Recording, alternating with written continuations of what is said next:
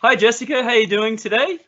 I'm doing really well, Craig. Thank you for having me on your podcast. It's so amazing. I've already listened to a couple episodes with Metallica and then other topics that you cover as well. So really happy to be part of this, and thank you for having me. Great to have you on. And tell us, how was your Christmas and what do you got planned for tomorrow night for New Year's Eve? Okay, so Christmas was pretty good. Awesome. I got a hold of my grandma's sugar cookie recipe, and I baked them. I shared them with friends. I knew this year, so she passed last year, and I knew this year I wanted to create a tradition to kind of if I miss her, just honor her memory and just do something that we used to share together, for Christmas spirit. So that was really nice. And a lot of people enjoyed them. So I was like, yay. And I saw that. I saw a couple of times where you've been cooking on your Instagram thing. Is that something you're going to continue to do? Yeah, so I've been I enjoy cooking. I'm a foodie. I'm not the best at it, but I definitely love to experiment. I feel like I'm the same way with people. I am food. I'll try anything, just to see if I enjoy it. And most of the time, luckily, I'm not allergic to anything, and I'm not too picky. So, yeah, I think you'll be seeing a little bit more here and there, but it just depends on what grabs on my audience and stuff. But if I could share a recipe that's delicious, then I will. Do you like the spicy food? Yes. Really? Yeah, right. I'm not gonna say I'm a spicy aficionado or I have a crazy affinity for it, but I will say I like some zing. Right. Yeah. Yeah. I'll tell you what, I went to a place in China, Chongqing, and it was the hottest hot pot. It's like a soup with all different sort of food, vegetables in there. It's the hottest thing you'll ever have. There's a fire coming out of your mouth, literally. I believe you. So a year in review for you, Jessica. Some of the highlights for this year, and maybe some of the... So I'm gonna have to say highlights for me, especially in wrestling, was exploring the indies. And there were two that were happy to have me here in Florida that are local. There's Boca Raton Championship Wrestling, which BRCW.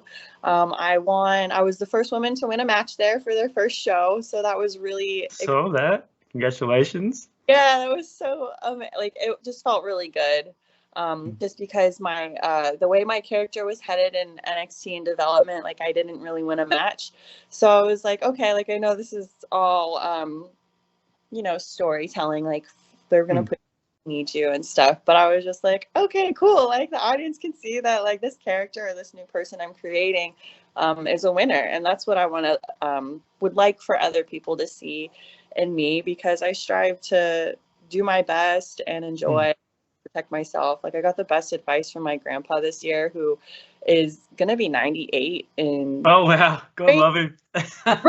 I was just like, okay, you are old. You have been around things. You probably know what is been around. And just protect yourself and have fun. And I'm like, yes. I love it. Very simple. That's it. That's all I need. So that was really cool. And then I had some matches over at CCW here in Florida as well. And I was so honestly afraid to start my independent scene career, just because of just some stories that I heard in the locker room, the pros and cons. And it was mostly the cons that I was just like, oh, how am I going to manage that? This is a whole new world. Yes.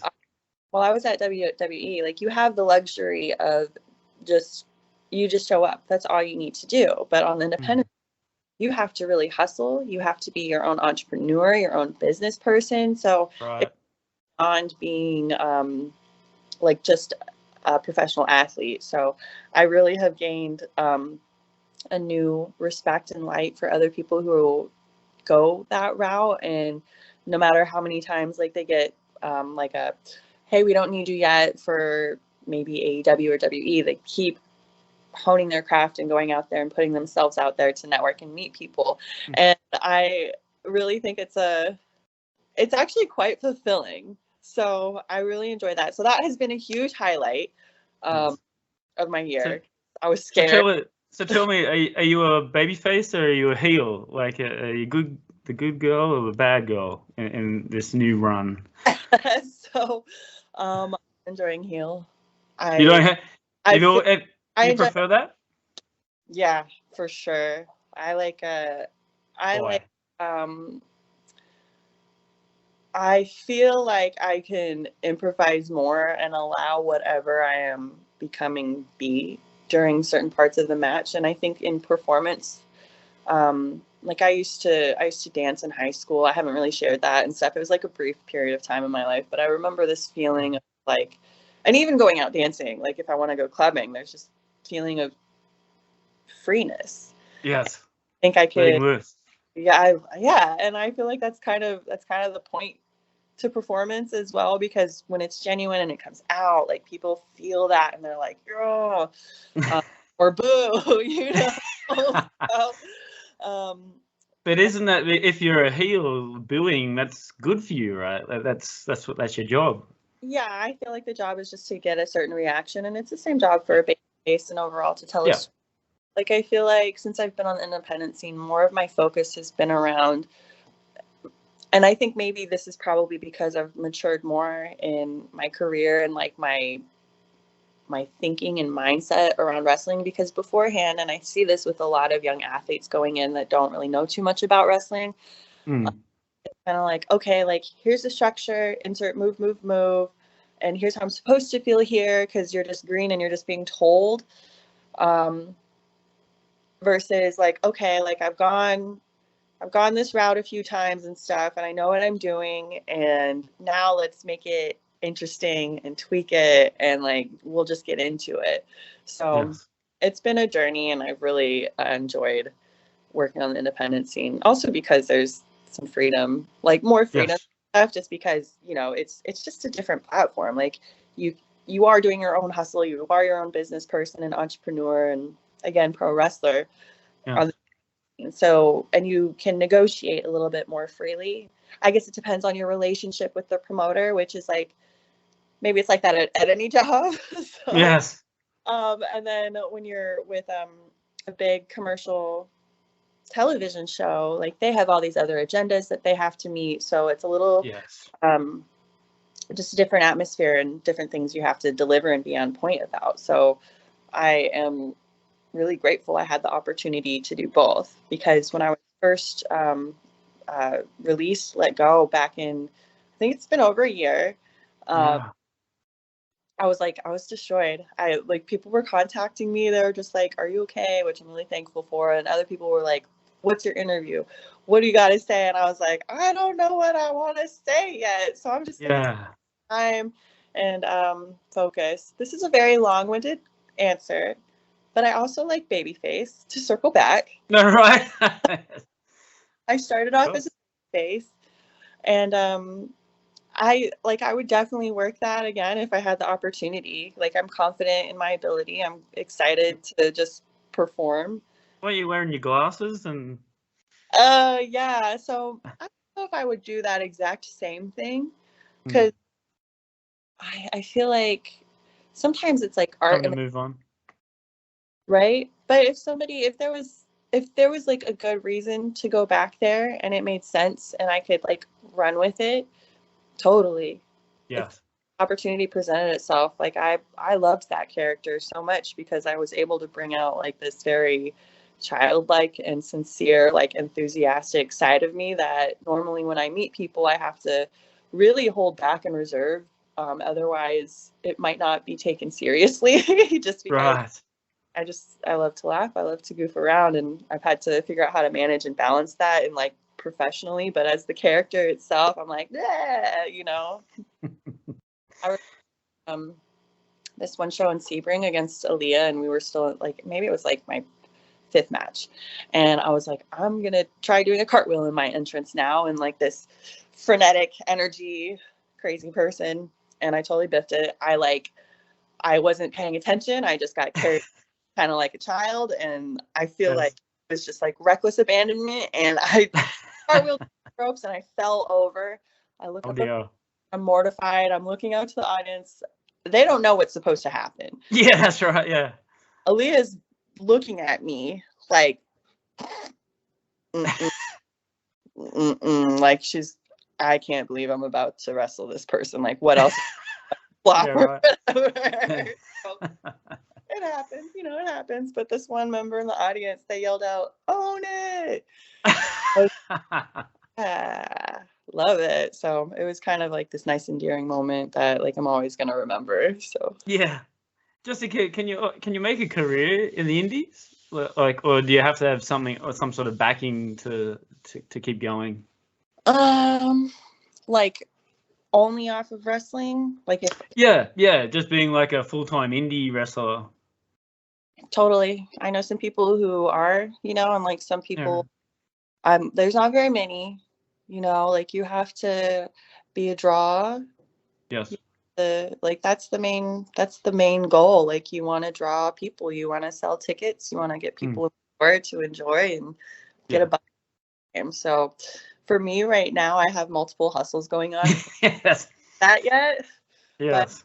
But I think it also like depends on what your goals are too, and like what your mindset is and what you're willing to dedicate, because it is still a lot, because again with like having to manage your own merch and stuff, art, I feel like that's part of the career on the indies, but some people do really well in that department. So it's just like it depends, but definitely possible.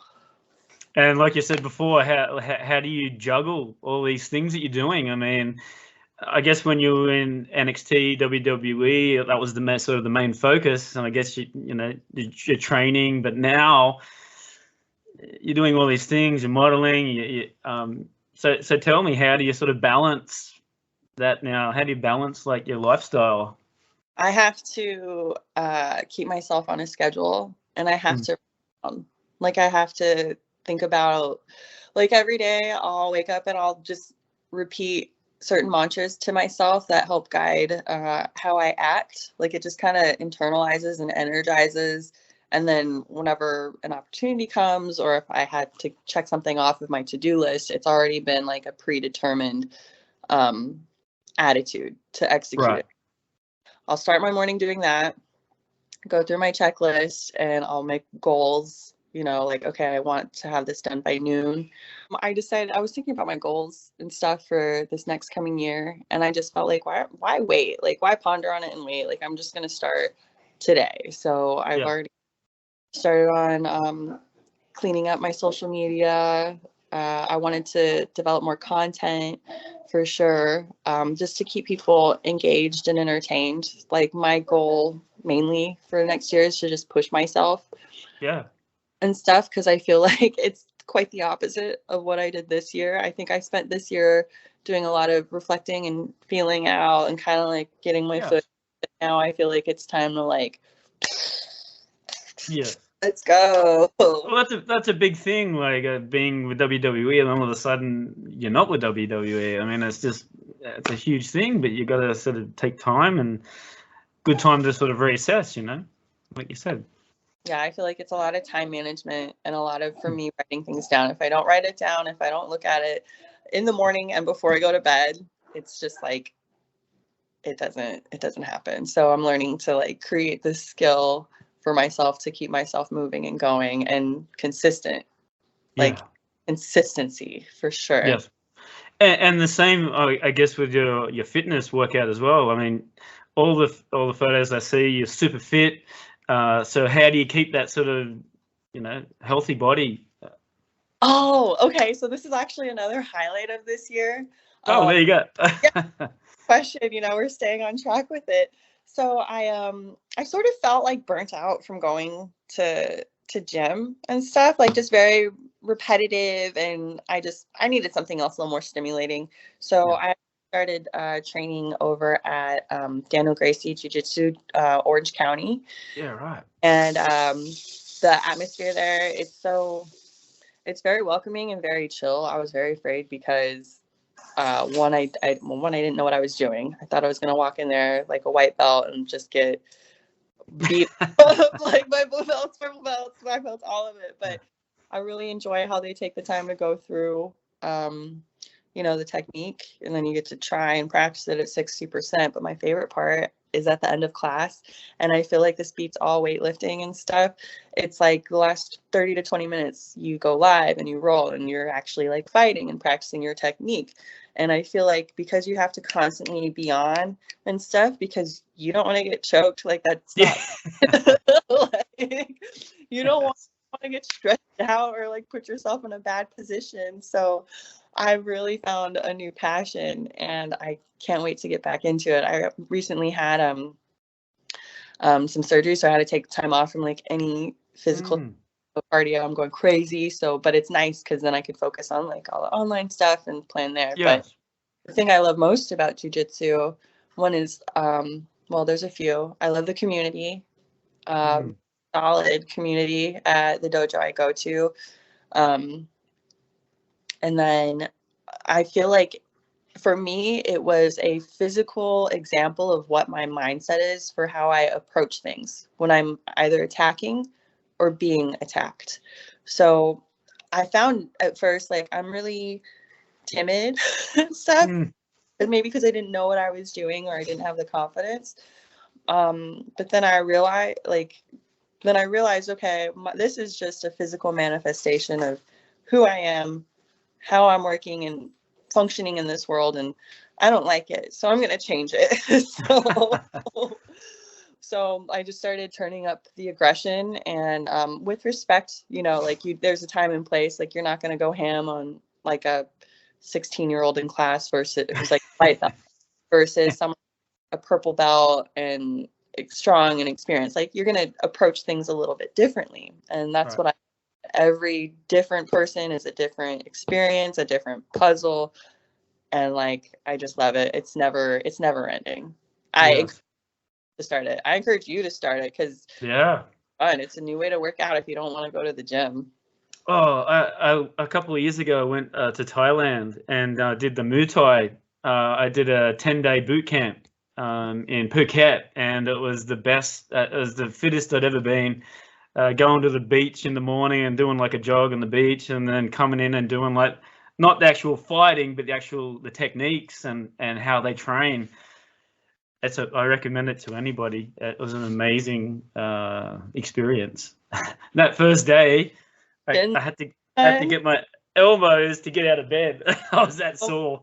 But I feel like there's something addicting about that kind of pain or something, because you know it pay off, or like it's evidence that, or it should be evidence that you're doing something right, you know. Hopefully you're not sore kicked, but I love that. Any martial arts. I think before that I was doing some boxing over at Next Level Combatives.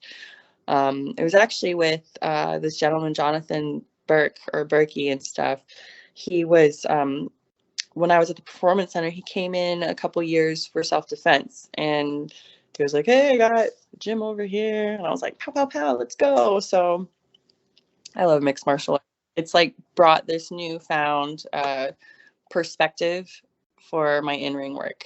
Yeah, I was just about to say, it'll update your, give you some more moves. Like, that's very positive. Yeah, and have you tried any out yet? Or? Yeah. and over at CCW, like more of their recent matches and stuff. I love that promotion. They're so cool. Like all the women I work with there and stuff are so like easy and fun and open-minded, and I feel like we had a good match like every single time I went out there. So I think definitely confidence builder once you start to like kick people's butts. Can you stream that online? Can people watch the indie, or is it just how do you? So if you YouTube Jessi YouTube, right, and then you type in CCW wrestling, it'll just have a list of my matches. But they have their own channel and stuff, and they're really cool. They're expanding, so I'm really happy I got to be part of it. Well, I'm going to look out for these new jiu-jitsu moves that you're in the ring. And you love it. I feel like even starting it, like I feel like I have spider senses now. Right. Like, I don't know. Maybe still getting carried away. Well, speaking of that, like my dad was a 6-dan black belt in Kempo Kong karate, and he would always go to Japan. So I think this is a good segue to go into your background, into your family life. So I do believe that was your dad Japanese? You're close. Okay. My dad is Japanese and Hawaiian. And, and my mom is Polish and Norwegian. So she's that's the side that has the 98-year-old, or will be 98, granddad. Wow. Yeah. And tell me about you grew up. Was it Texas that you grew up in? Yeah. So my parents split early, so it was a lot of back and forth between Texas and Arizona. So I feel like that was, you know, like I'm always someone to find like the silver lining or light in the tunnel or positive, like just positive thing about it. And even though my parents split, it was a good experience for me because when I went to like six different elementary schools. Wow. And I was still able to keep up academically, thank goodness. Stay focused on that. But I think it kind of ingrained in me this desire, or like just this feeling of like not what is it, like just a love to travel, like, and meet new, like it was introduced to me very early, like, hi, new person, get along, right, find a common ground, play, you know, just have a good time. And I found like middle school was one middle school, and then I went to 2 high schools. But yeah, it was a lot of back and forth. So it's, when people ask me what my hometown is, I usually say Austin, Texas, because I went to school there for most of my schooling. Which I love it. I actually haven't been back there in 10 years, and I need to go. It's a lot of capital, such a diverse city. Everyone's friendly. So. I'm going there in August next year. I'm going to do the Metallica. They're touring next year, so I'll be going to a couple of cities and next year. So it's going to be very exciting. Oh, dope. Gig. Oh my gosh, you're gonna have so much fun.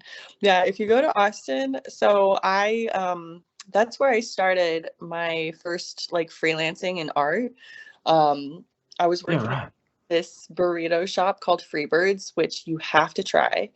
They just build the burrito and stuff. It's like a assembly line, but they are like gimonstrous. Like there's this one supermarket, and I swear it's like the size of a baby. It's amazing, and they do have spicy. So if but I was working there, and I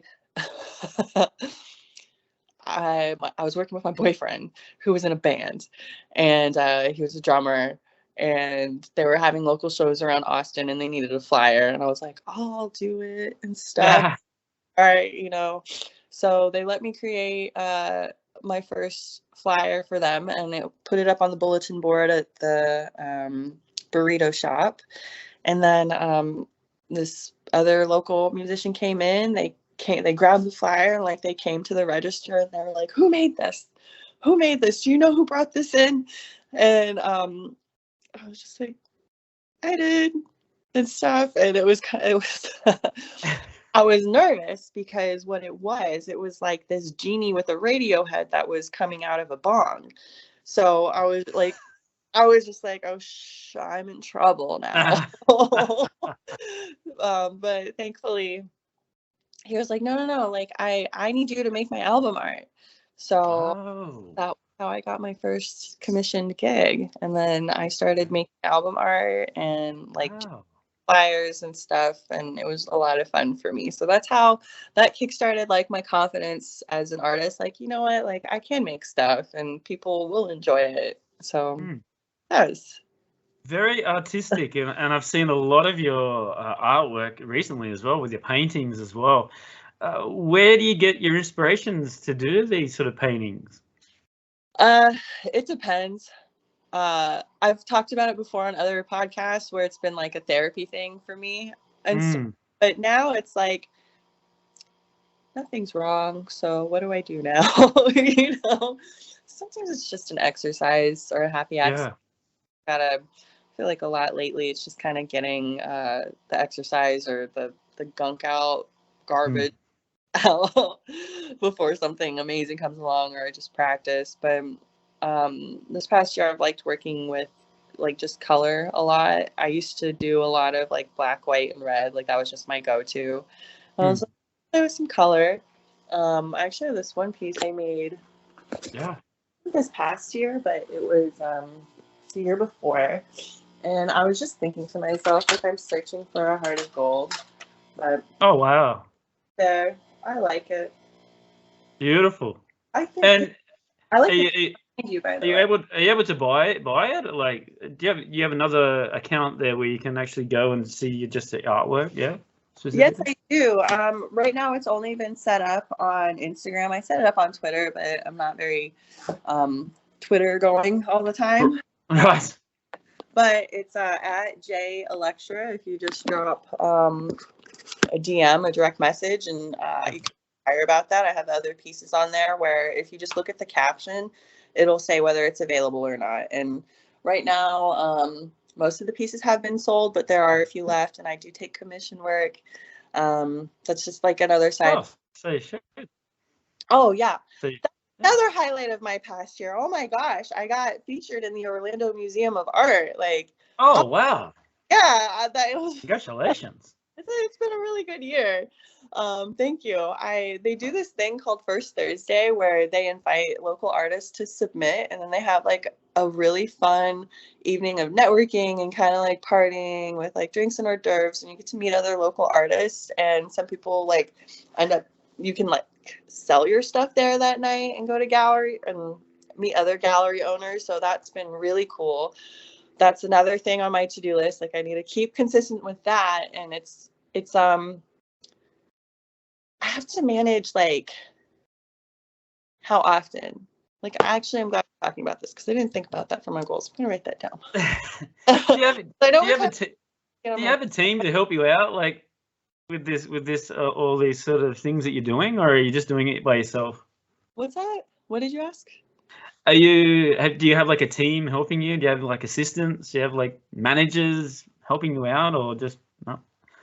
No, I have a lot of coffee. But that is something I would like to look at later for management, just to get booked for wrestling, and figure out like eventually I know I'm gonna need help with like admin stuff, but yeah, just like ground floor, ground zero, like let's go. And we may as well stick with the current as well. Like you were a part of the modeling Covergirl Maximmag. You were the finalists for this year as well. So I made it to quarterfinals. Yes, it was a lot of fun. And what Maxim Magazine does, once a year they have a Maxim Magazine Covergirl competition, and the main point of it is to fundraise money for wounded warriors. And they're an organization that dedicates charity and donations towards veterans who have gone to battle, and maybe they're not, like they're handicapped or they're disabled now, so they'll install ramps in their homes or redo their bathrooms and stuff so it's like more accessible. So just like nice home improvements for that. So when I learned that part, became very like, okay, this is really fun, this is good. Both of my grandpas served, and they both have like their vet hats and stuff. So yeah, right. Contribute in some way. And I think too, like overall as well, like with the art and stuff, I do like a percentage of the proceeds go towards Give Kids the World. I like it's I don't know if you've heard of it. It's a village here in Orlando. Same thing. Donations go towards kids that have either cancer or some sort of disabling disease, and they just need to enjoy themselves, and helps take care of the funds, take stress off the family. So I really love giving back. Like that gives me purpose in the work that I do. Yeah, absolutely. But again, so with Wounded Warriors, Maximmag, it was a lot of fun. I realized that it's hard to get people to consistently vote for you, because it was like a 12-week thing, and I think I made like 9 or 10. And it's just like, all right, how do I keep people motivated and believing in me and stuff? And it all with like, okay, well, I got to believe in me. I got to stay positive. And like, if I don't believe in me, other people won't, you know? So that was like a fun new skill and experience for me. But it was really cool at the end. Like, I was really amazed by how many people supported me and like gained more like of an audience. So I really enjoyed that. And even though like I didn't win, they still sent me like I guess like this bronze prize lapel. Oh, that's cool. And like an invitation to their future events and stuff. Like I have to show up and be like, hi, I made it. So that's gonna be a fun new thing for coming like this next year, especially like Miami trips and probably New York and LA. So I'm excited. That's really cool. Well done. Where are you going to get fit time to do sleep and other activities? You're so busy. I just think it's just like management again. Because for me, like this is goal. I was not a morning person. I don't know what's up with my circadian rhythm, but like I just function like different at like 2 a.m. in the morning and stuff. But I also function different at like 8 a.m. as well. So like I just love getting things done before noon. Yes. My goal is to not have to work by the time I'm like 45, and it's a choice, but I'll probably keep working. Yeah. And they're the things you can do like art until, you know, the rest of your whole life. You know what I mean? So. Totally. That was like a really nice thing too about this past year. Like I feel a lot more grounded because once I was out of the WWE schedule and stuff, it forced me to look at my other interests because now I have time, and it forced me to also reflect on like you know, like you lose your job, you wonder like, all right, what did I do wrong? Yes. And then other time, so I've had a lot of time to look at myself and be honest and be like, man, like that part of me I don't like. This side needs work. And it's like a hard thing to do because then you're like, I suck, you know. Like, but then that little period. Yes. Yeah, but then it's kind of like one of my mantras have been like, the truth hurts, but it'll set you free. So be honest. Just be honest. Don't BS yourself. And I saw another photo of your gym, and it had all these little pictures, little drawings, little notes on the mirror, or positive notes. I thought that's a great idea. I love that. That was actually a Crunch Fitness that I used to go to.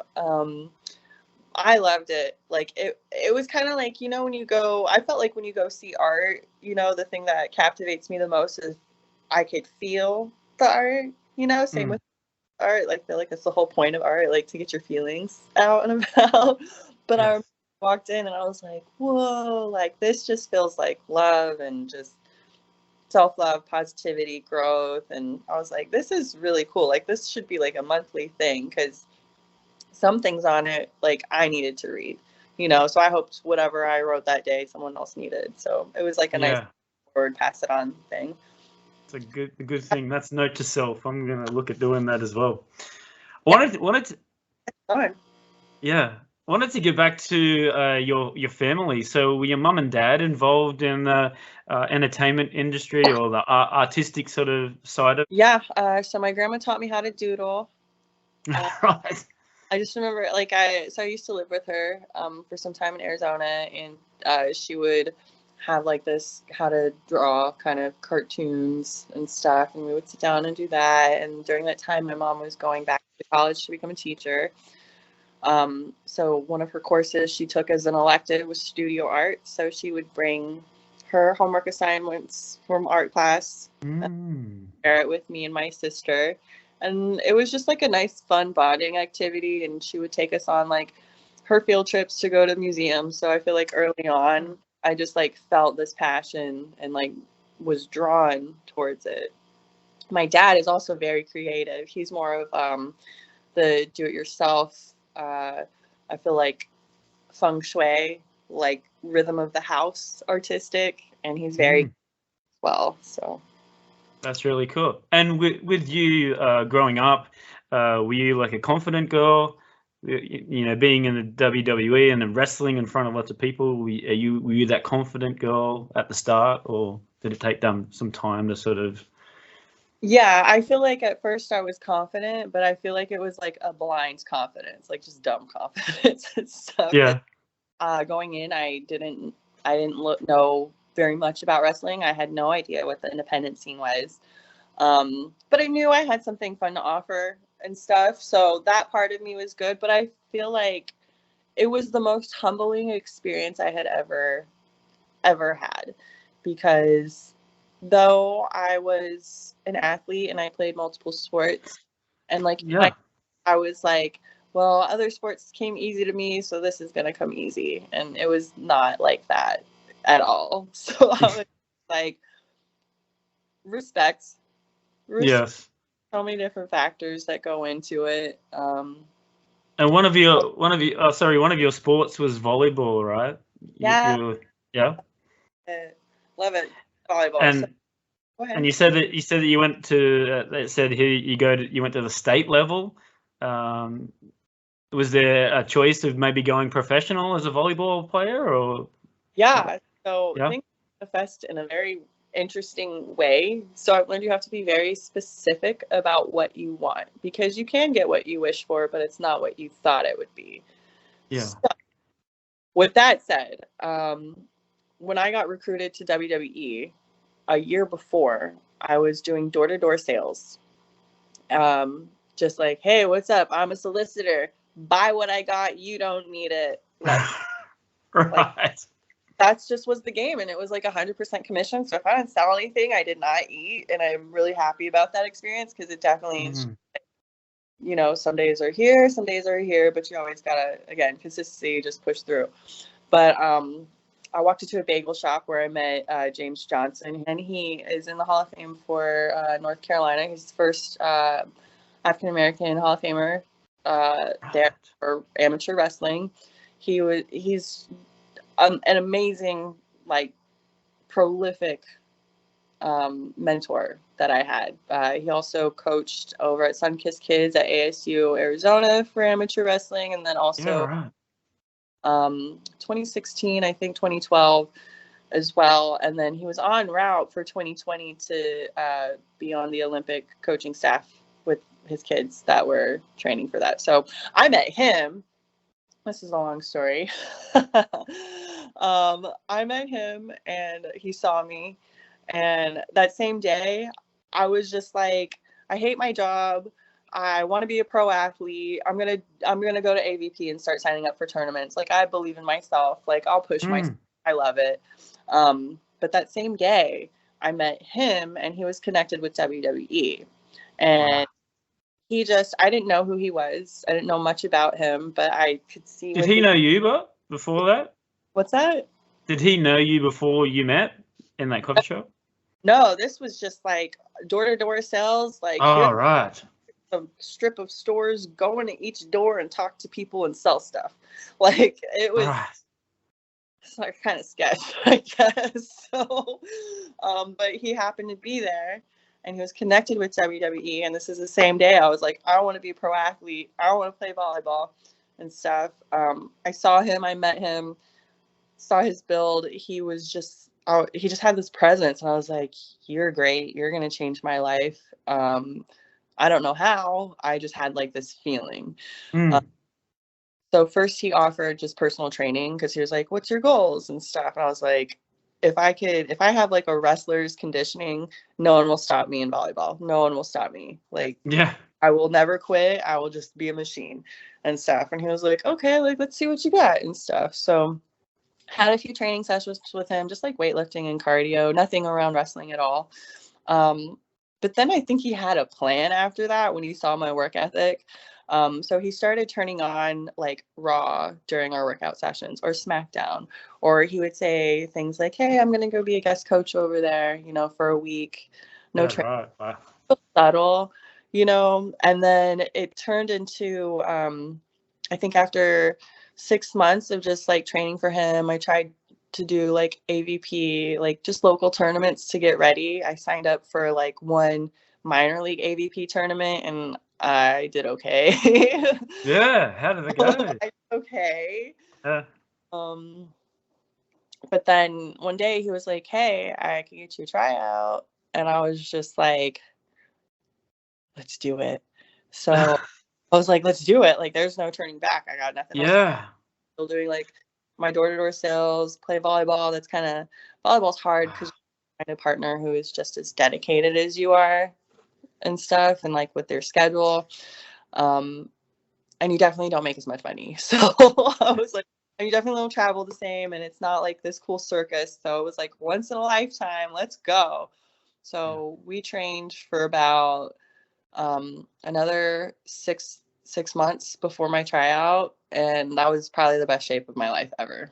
Shows in Australia as well, and when WWE would come into Australia, for them to get a tryout or just to see some like anyone from WWE to come and say, "Okay, I want to watch you perform for 10 minutes," is like it's like the biggest thing ever.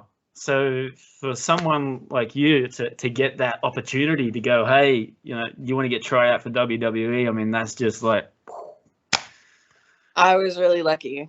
Right time and stuff. Like one of the sayings at the Performance Center was, success in that industry is based off of preparation and sometimes luck and stuff. Get the opportunity. So just always be ready, always train. Yeah, that's right. Yeah, take that opportunity. And like I'm glad that like that day I met James. I was just like, I decided like a form of preparation was just my attitude. I was just like, this is what I want to do, and I dedicated myself to it. The first lesson I got from him and stuff, and it was actually at that coffee shop that very same day, because again, I had like this aura about him, and I asked him, I was like, I don't know what you do, but what's your latest mantra? Just striking up conversation. And he was like, the 4 Ds. I'll never forget this. He was like, you have to have the desire to do it. If you don't have like the want or care, like you're not going to be motivated. Like you're not going to move, of whatever it is you want in your heart, like the desire for it. You have to be dedicated. You have to be determined and stuff at the same time. And then you have to have the discipline for the consistency. So 4 Ds from James Johnson always kept them close, and it served me well. So and then you finally got the call from WWE, and then how does that all come about? Like, it's different. Schedule? Yeah. But for me, it was so he helped me get a profile. He helped set up the tryout. Prepared for it. When I got there, did the tryout, which was so fun, I had like that feeling of like, this is where I belong and stuff. So it was really cool. But then afterwards, you don't hear anything from anybody. Right. It's like going on a date where you think you don't know that. Like, what did I do wrong? Was it me? Who else did they find? I thought it was good. So I was like, JJ, I haven't heard anything from you yet. I feel like I should do like a follow-up thank you email. Like I should say something. He was like, no, chill. They know what they're doing. They know. I don't know. They see your attitude, just back off. So I've had to like keep that as well. Like if I get too excited or anxious about anything, just be like, all right, just pause. Like time will tell. Like just wait. Like I presented myself. It worked out. So But so was there something that they were looking for? Did they say anything that, like, when you did the tryout? Because I know, again, some wrestlers in Australia, they were looking for a particular person where they would just they would get like one sort of part of the body and work on that all the time. I remember I was talking to Canyon Seaman at the end of my tryout, and I was like, how do you think I did? Like, what's working, what's not, what, like, can I do anything when I go home after the tryout and stuff, you know, like go to a different wrestling school, because I had no wrestling training beforehand. Yeah. Did my first flip bump at the tryout, and I was like, I don't know what the hell. Remember Robbie Brookside was just like dead on looking at me in the eye. He was like, you got this. And I was like, I got this. So, Yeah.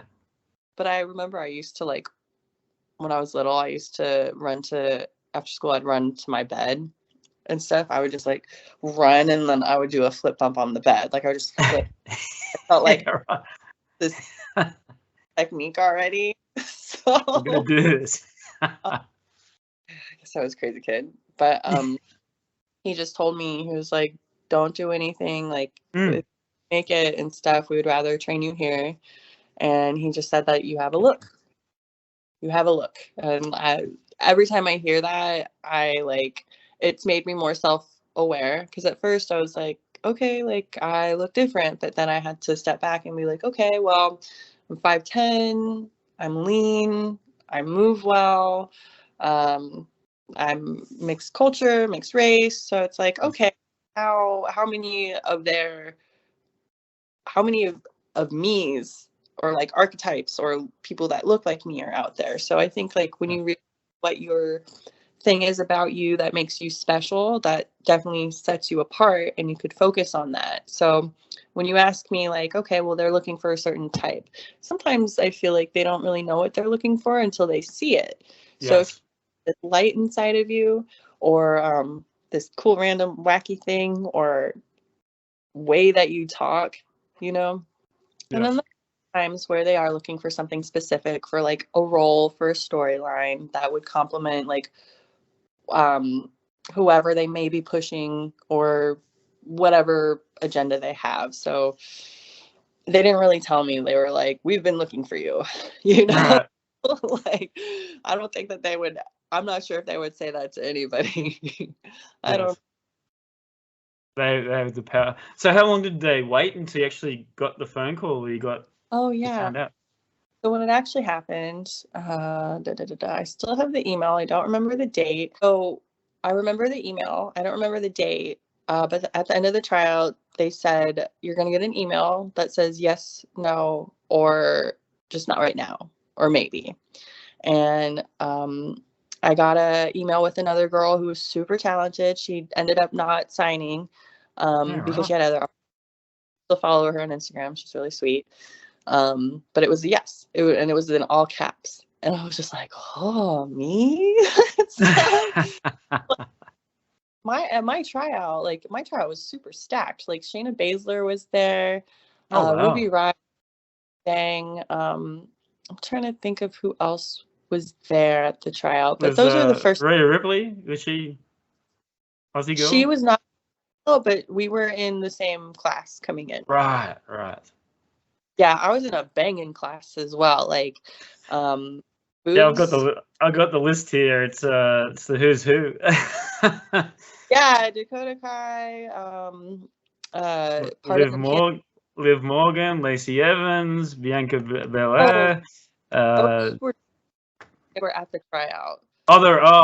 Sorry, right. They weren't trying out. Like, they were already ahead of me, but they were prepped and stuff. I remember them specifically. I remember specifically Bianca Belair and stuff. She was just like, I didn't know too much about NXT and stuff. But I was just like, wow, you're the EST. And she was really sweet, and she was like, okay, cool. Like, I like your work ethic and stuff. So that was really cool. And then it was later on, I think a couple years later, that we had a combine, and because she's the EST, I made it a goal. I was like, I'm gonna do what I can. Like, I'm gonna catch up. I'm gonna do something. Like, I see you. You're motivating as hell. Like, let's go.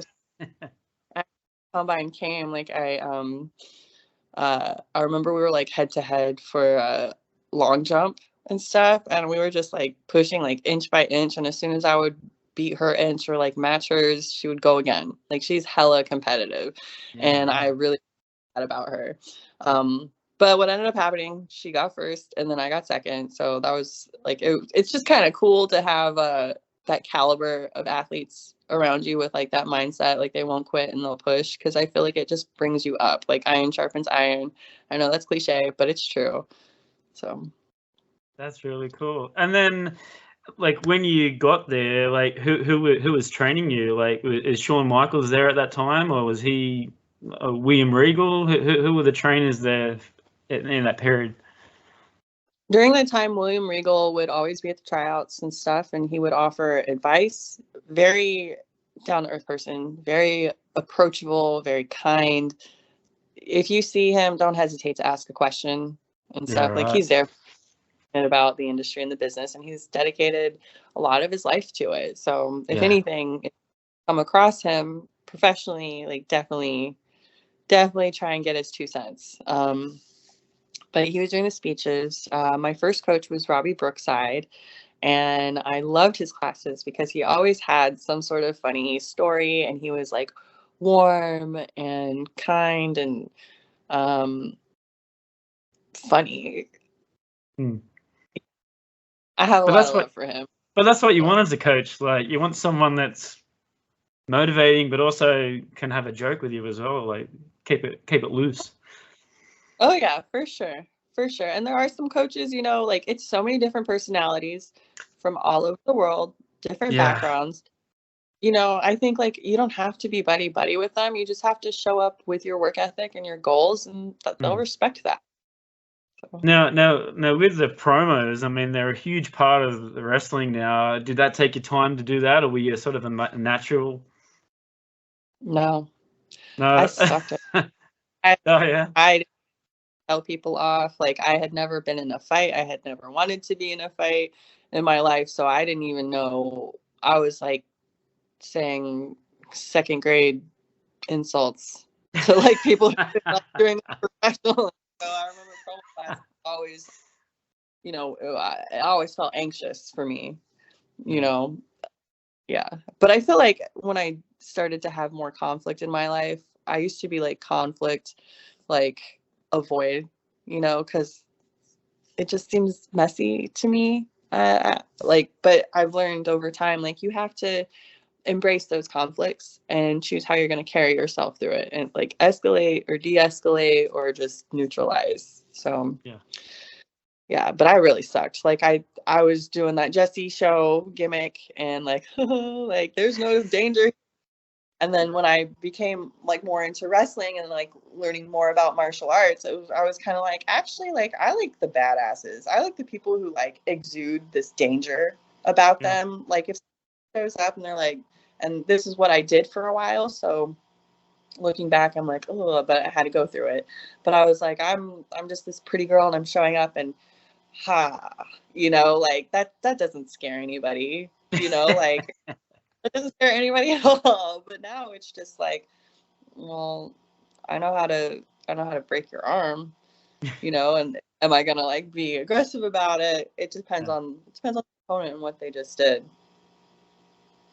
And then for you, like with the wrestling, it's you're trained to sort of not hurt them.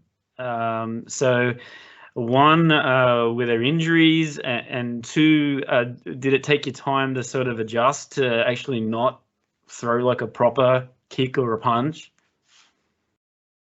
It takes time. It takes time and practice and experience as well. And then a lot of like understanding and forgiveness as well, because there are instances where accidents happen. Yeah. You know, like you're tired or like your timing and chemistry is off with somebody. So you just have to like kind of understand it comes with the territory. Like it's just a part of it. Yeah. And on the road, being on the road touring, you had to go to England as well. So how did you deal with sort of being on the road so much with WWE? It's this huge juggernaut just traveling all over the world. So how did you sort of adapt to that? So I had, first off, it was during developmental in NXT, and they just started up again. So I'm really excited for all of my friends who are still there. They do coconut loops. are NXT shows that are local in Florida. They're not televised. You do them Thursday, Friday, and Saturday every single week. You drive anywhere from like 45 minutes to 3.5 hours away and do it 3 days in a row.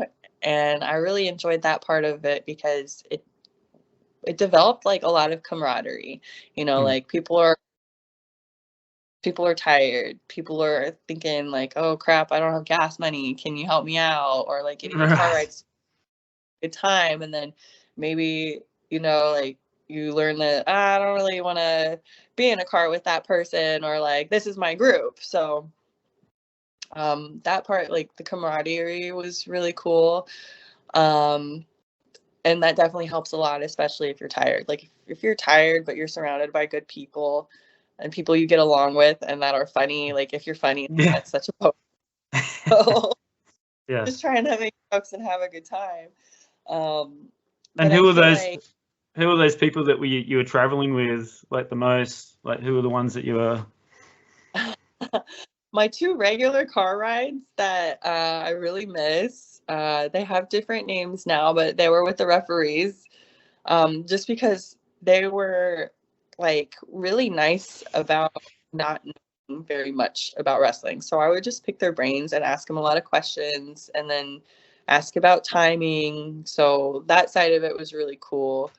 Shout out to Tom and Daryl.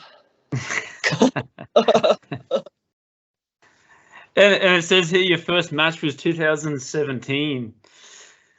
How nervous were you that first match? I was too nervous. My first opponent was Liv. It was like, I think supposed to be a 4-minute match. Like looking back, I had like one thing to remember, like maybe two things to remember. But I was just freaking out before curtain.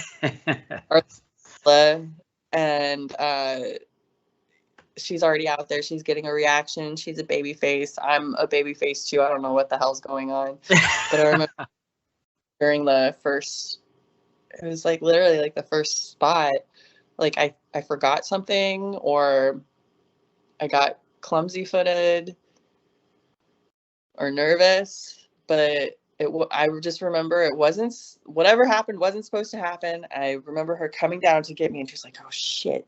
And then like, just like, start like putting me back on track. And like, she's so much smaller than me, you know? So it's good to have someone else that was more experienced for sure.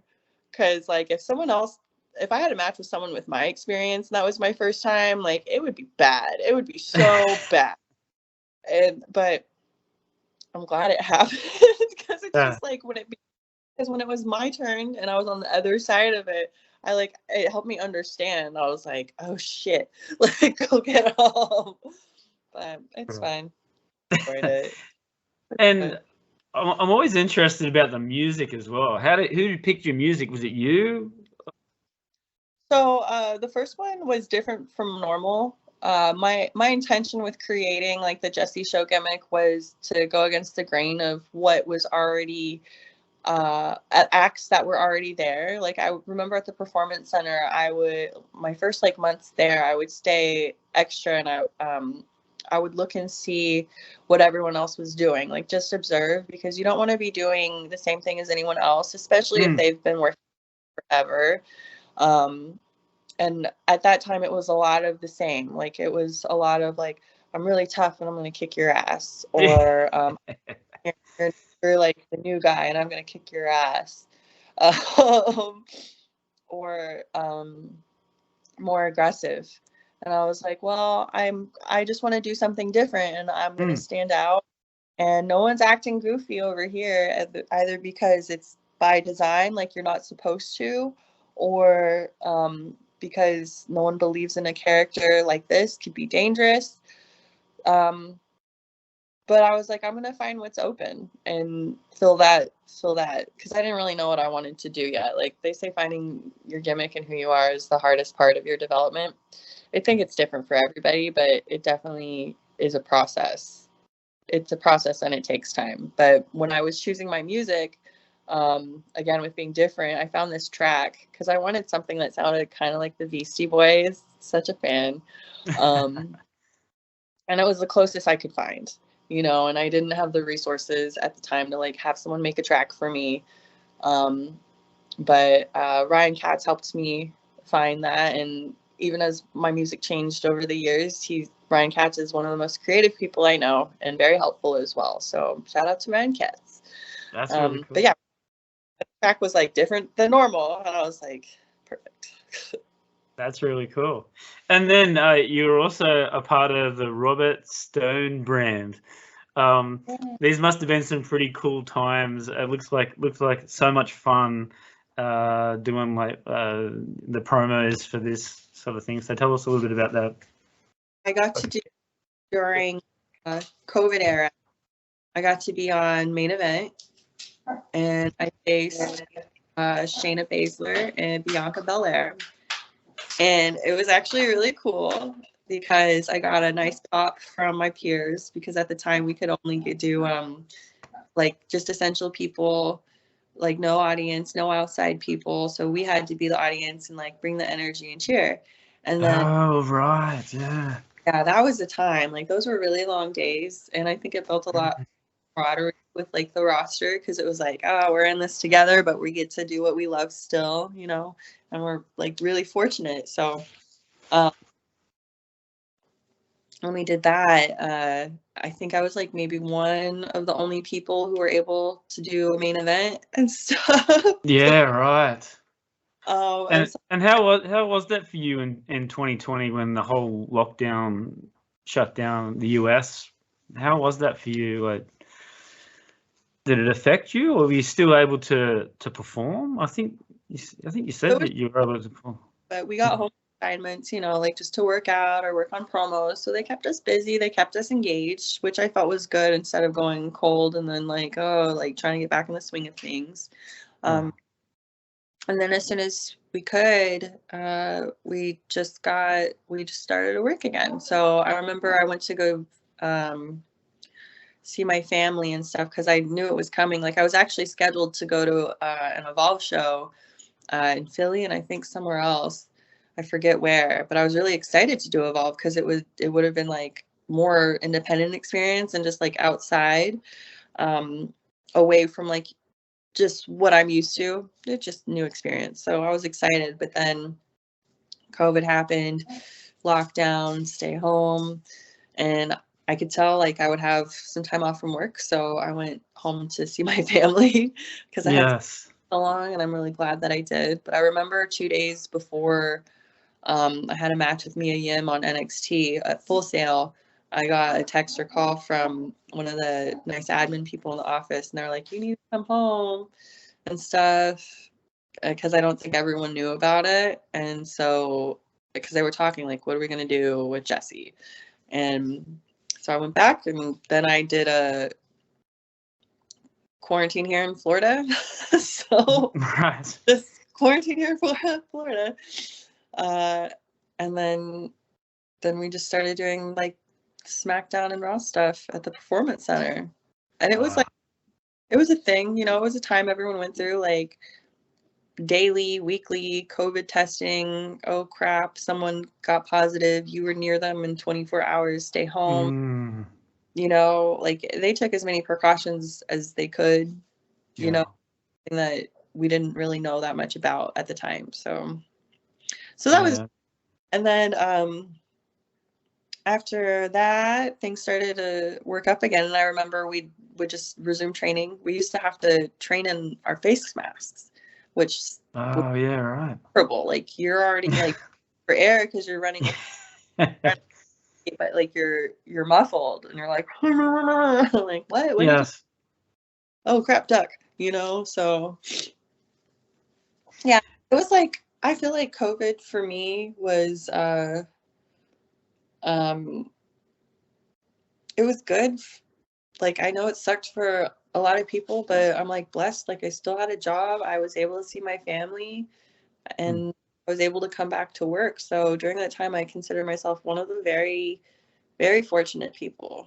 And it kind of to watch, like, see other people struggle through it, like even the mental side of it. It's a challenge. And I feel like any advice I can offer, if there's ever like a quiet period in your life where you don't have work, you know, and or you're having some time off, my advice would be just to look inward, think about what you really like and who you're going to be and the things that no one can ever take away from you, like characteristics like integrity, work ethic, trust, you know, and like as soon as you know who you are, like you know how to maneuver and go forward. Yes. Yeah. One or two people that you always like to work with in the ring? Chemistry wise, Shayna Baszler. She was actually I was in like a storyline. That was my debut. Actually, she was choking me out. And I didn't know what I was doing. And I remember afterwards, I was like, did I choke it? Was I okay? You know? And yeah, you were fine. And stuff. But I really enjoyed working with her. Even her in the locker room and stuff at NXT, she had a presence of like locker room leader, and she had already been in locker rooms before with her MMA. So I think she knew what she was doing and like how to carry herself and knew what she wanted. Someone on the independent scene who I really loved working with was Kylan King. I can't wait to kick her ass again. Like definitely someone to look out for, especially like coming up on the indies a lot. She's got a lot of accolades at different promotions, and I only have like high praise for her. Yeah, right.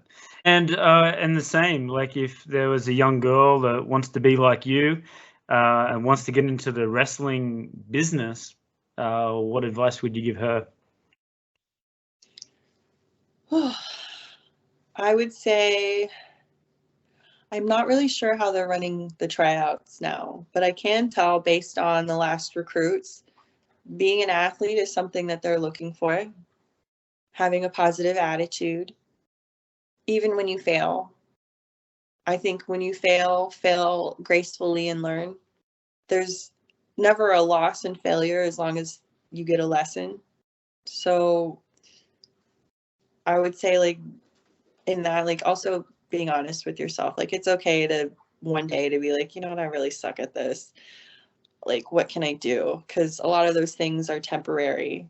Actually, everything is temporary. That's another point. Like, enjoy the moment as much as you can. Because I feel like there were moments that I didn't understand fully what I had. So I didn't really appreciate it the way that I could have.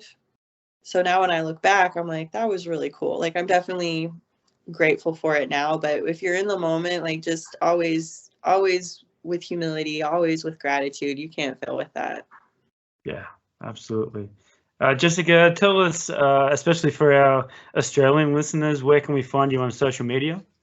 All right. Thank you for having me. On social media, you can find me on Instagram at Jessica Elaban, JESSICAELABAN. That's actually my social media handle across Twitter and TikTok as well. I am more into TikTok.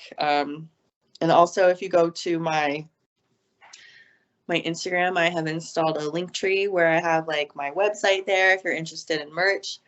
I also have like a Patreon and other websites if you're interested in like learning about the other sides of me. My Patreon is going to be more focused around my wrestling career dating back to when I started. I just added an entry about my first back roll and stuff. So, and I kept a video of it. Like I kept all these videos that I just haven't shared, and I found the place and now I have the time to do it. So that's where I'm going to share more of my wrestling on my Patreon, which you can find on my link tree on Instagram, Jessica Elaban. So. And plans for the future. What does the future hold for Jessica? Well, in 2023, I will be wrestling more. Come on. What's that? That's what we want to see. Come on. 2023, I'm going to also compete in a jiu-jitsu competition. Right. I was set to compete this year, but I had some moving and like just life happened, so I couldn't. But I'm very passionate about that. I can't wait to choke somebody or submit them. I don't know what's wrong with me, but it's fun. It gives you joy to hurt people. just not a lot. What else? I also plan on traveling abroad, going overseas. It's been something I always want to do. So I just got my passport in. I'm ready to go. Australia? Australia would be dope. Like, I can't wait to go there. I would like to get in touch with some promoters there and see if there's something that I could set up, or even or for like training. That would be super fun. But the list goes on. So yes, definitely, next year is definitely going to be an amazing year. I think this past year was a lot of like self-reflection and growth. And now that I've taken the time to look at myself and like just know myself better, I already know that next year is going to be amazing. It's going to be amazing. That's a great way to finish it off, Jessica. Thank you very much for your time. Amazing talent, and what I like about is you're very artistic and very creative, and you're not one that's going to sit down and just like, oh, okay. You just get on with life and you do things that make you happy, and that's very inspiring to a lot of people. So I wish you nothing but the best. You too, Craig. It's been a pleasure talking with you. I enjoyed all of your questions. I wish you the most success on your Metallica tour. That's going to be so... Yes. I'm a fan of Metallica. What I used to do when I was little, my dad would turn on Sandman and he was like, you used to like jump on the table and dance. Still do it. Awesome. So, that's awesome. I'm a little metal fan of that. Come on. It's been a pleasure speaking with you, and thank you so much for having me.